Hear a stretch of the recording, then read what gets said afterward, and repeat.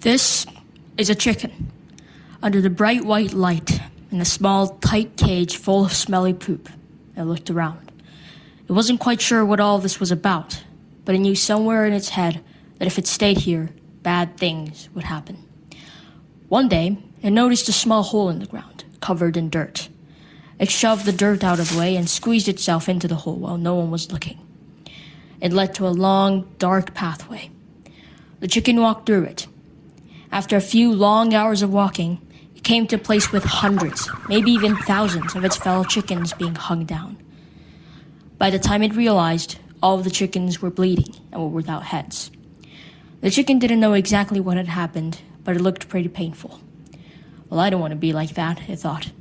So to keep walking, it figured, was the only choice. As it kept walking, it saw a group of lions chasing a zebra. It was a pretty good-looking zebra, but eventually got caught and was eaten alive. The lion seemed to be having a very good time, though. It kept walking. It saw a cat chasing a rat. With its sharp claws, the cat reached out for the rat and scraped it deep. The cat grabbed the hurt rat and happily shoved its head into its dinner. The rat squeaked and squeaked until the squeaking gradually faded and then stopped. It kept walking. It arrived in a big jungle with bold trees and turquoise waters. It peered down into the river and saw a bunch of fish. In the next moment, one of the fish ate another. The chicken watched silently as red blood spread through the water. After a while, it figured it liked this place and decided to stay for a bit. One morning, while playing in the water, it heard a large mechanical sound. Walking toward the source of the sound, it saw a giant machine cutting down the trees. The tall trees fell with a big fat thud as they got collected by the machine. After about an hour of cutting, the machine began heading back to where it came from. And since the chicken didn't have anywhere else to go, it decided to follow the machine. Soon, a little house was built out of the trees. 2 big humans and 2 small humans went inside. It seems like the house is theirs now. The chicken decided it would live beside it as well, as it was pretty tired of walking at this point. The 4 humans would go on to do all kinds of things in there, like laugh, argue, sleep, plant a garden, and of course, slap those bugs. And they ate. Tuna steaks, grilled vegetables, meatballs, garlic shrimp, tacos filled with beef, crab sushi rolls, and even snails. One day, another human came in. He claimed to be a soldier. He sat at the dinner table with the mom and dad. The kids looked at him curiously. After talking for a while,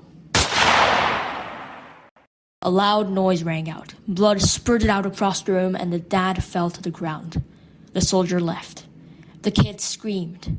The mom sobbed, yelling at the door, "You monster!" And the chicken thought, but no one sobbed for the trees, for the bug, for the tuna, for the shrimp, for the cattle, for the crab, for the snail. Because they don't cry, because they don't moan, because they don't scream, because they don't splatter blood, because they're less intelligent. A few days later, the chicken took a little walk to the lake near the house. Feeling the gentle wind in its feathers, the chicken stood on the grass. It found a plant, spreading out its tiny petals toward the sky. We are all just trying to survive. But why is some life valued more than others? It wondered.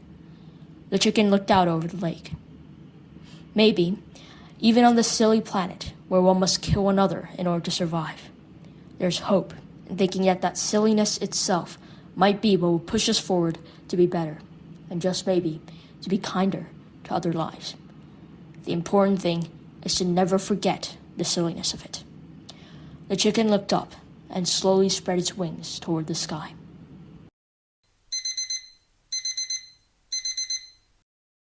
The alarm clock rang, and the kid opened his eyes. It seemed he had been dreaming. "Breakfast is ready," he heard. The kid went downstairs and looked down at what was on the table.